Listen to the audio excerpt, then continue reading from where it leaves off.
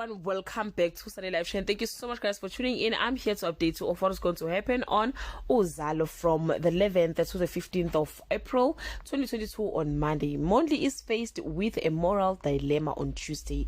Coco gives Viga's gun to Mondli. Lily tells Noka that she is bisexual. Viga offers Mondli a bribe on Wednesday.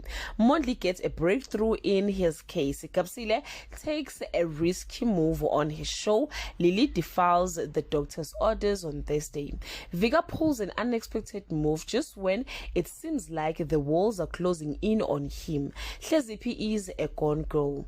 Kapsile is over the moon about her new job on Friday. Nkunzi cements his position in the underworld. Kapsile gets an offer of a lifetime from K-Mesh FM, and Lee opens up to Nonka about the challenges faced by LGBTQIA+ community.